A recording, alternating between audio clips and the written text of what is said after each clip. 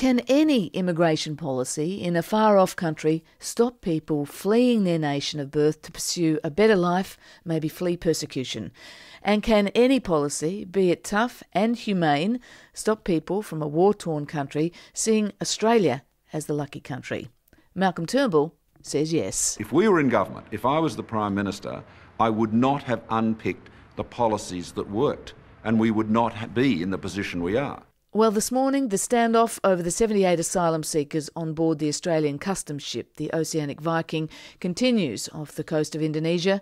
The Oceanic Viking has been resupplied with food, and there's no indication still of when the asylum seekers will leave the ship, or if they'll leave the ship.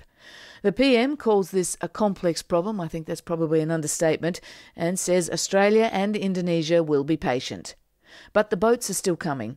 Today, the Navy is taking 34 new asylum seekers and 4 crew members to Christmas Island after intercepting their boat yesterday off Ashmore Reef. To discuss the standoff and the politics of this debate, we're joined on our Friday panel this morning by 3 guests. Peter Van Onselen is contributing editor with the Australian newspaper. He's in our Sydney studio. Also in our Sydney studios this morning, Paul Howes, National Secretary of the Australian Workers' Union. And in our Canberra studio, Glenn Milne, political columnist for News Limited Publications. Good morning to you all. Good morning. Good morning. Morning, friend. Glenn, let's start with you. Is this Kevin Rudd's fault, this standoff with the Oceanic Viking? Well, look, I don't think there's any doubt that there are push and pull factors involved in the spike in boat arrivals, but the intractability with which Kevin Rudd is approaching this problem by not admitting that pull factors have played a part. In other words, his dismantling of things like temporary protection visas, charging boat people for the costs of their detention, has sent a signal in the region that, not that the welcome matters out, but that Australia is a generally more welcoming place than it was for refugees. Well, that's fine, but he's mishandled the politics on this level.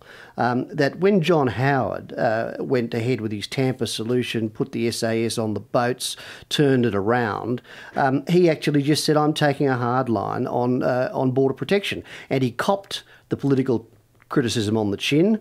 But with Kevin Rudd, we've got a Prime Minister who wants to play it both ways. He wants to be seen to be tough on border protection. He's got a cargo of human misery bobbing around on Indonesian waters. At the same time, he's at home telling us that he's humane and fair, and it just won't wash. OK, but let me ask, Paul, what do you think? Malcolm Turnbull says this whole thing with the Oceanic Viking is a debacle, but could Kevin Rudd have done something differently? Could he have handled it better? Well, I think the politics of this are very, very difficult. My view is, and it's pretty clear what my view is, that the Oceanic Viking should be brought to Australia. Those refugees should be processed. If they're refugees, they should be allowed to stay in accordance with international law, and if they're not, they should be sent back home. Now, I don't think he can do that now politically, but above politics, I think that's the right thing to do, and that's what I think. But let's go back 12 days, though, when the Australian government got the distress call. The Indonesians asked us if we'd go to get them because we were nearest to them, even though they were in the part of international waters, which, I mean, this is unclear too, but as I understand it, was part of Indonesia's search and rescue zone. Indonesia said, Australia, will you go pick them up? You're closer than us. We did that. At that point, you're saying we should have brought them to Australia, not to the nearest port.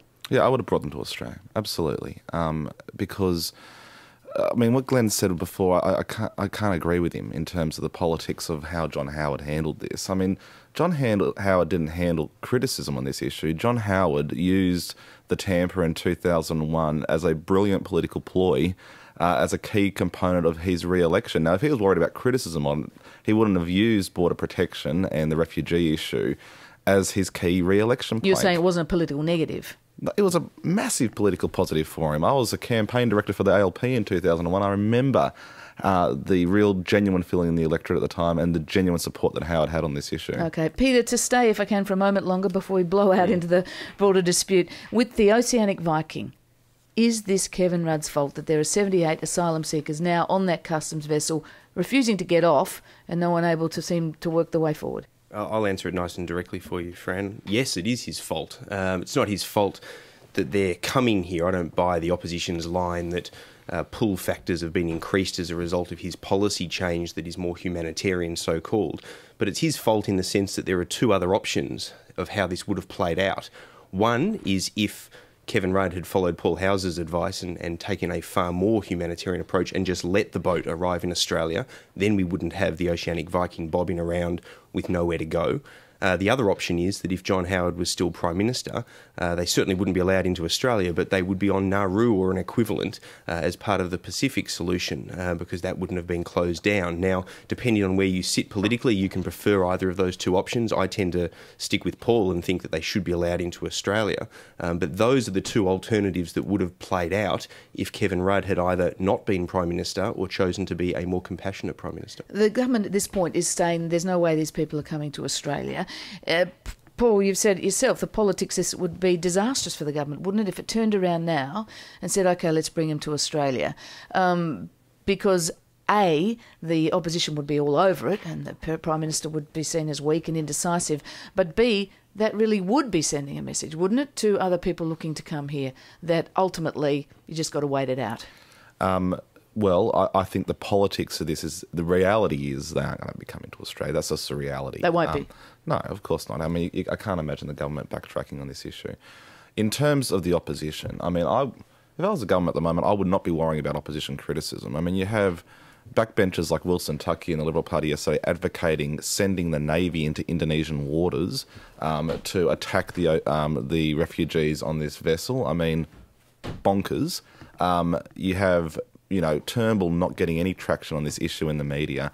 I think the real shame in this whole debate is that Labor had a very unique opportunity at the moment to show some real leadership and change the nature of this debate. The reality is, friend, we have a fantastic border protection system. I said this last night. It's called the ocean. And whether we like it or not, it is always going to be very hard to get here because it's just by its very nature hard to get here. We're never going to see the hordes of Latin American refugees crossing the Mexican-US border that you have in the United States, the issues in Europe in terms of Albanian refugees and people from Eastern Europe coming in within the EU migration zone. That's never going to happen here. And it's about time some political leaders in this country actually stood up and said that, because we will constantly have these crises over very small numbers, 78, 100, 50 here and there, until we have political leaders actually have a genuine, mature debate with the Australian society. I don't believe in pull factors. The reality is, if you are sitting in a Sri Lankan concentration camp with up to 200,000 people in the northern part of that country, and you had the means to get out of there, you would do whatever you could, no matter what the pull factors might possibly be here in Australia.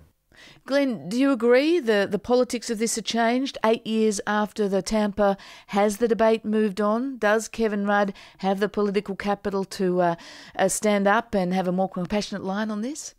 The mood in communities changes when leaders lead the debate. And Paul is right to point out that Kevin Rudd's poll ratings are stratospheric. He's under no threat from a dysfunctional opposition. And to this extent, I think this is a character test for Kevin Rudd. And I think there are a lot of people in the Labor Party looking at Kevin Rudd right now who've had a lot of suspicions about whether he comes out from outside the party, whether he's a bastion of true Labor values. And on this issue, I think he ought to get out on the front foot and he ought to say, I'm going to change this debate, and look, it might cost me 2 percentage points off my 70% approval rating, but, this is in the best interest of the country to recalibrate this debate, and I think it ought to happen. Has he left it too late, though? I mean, if this is a character test, if he switches now and starts going to that kind of rhetoric and position, what will people think of him? Well, you see, that will be another question. It'll be a question of whether the Prime Minister knows what he's doing, and I think that's the danger in this current situation, that the Oceanic Viking now has become less an issue about the poor 78 poor souls who are on the sea, as it's become an issue about whether the government actually knows what it's doing, and whether it has any idea about where its policy settings are headed. Okay. And in that context, yes, it is a risk, but on a character level, I think it's not.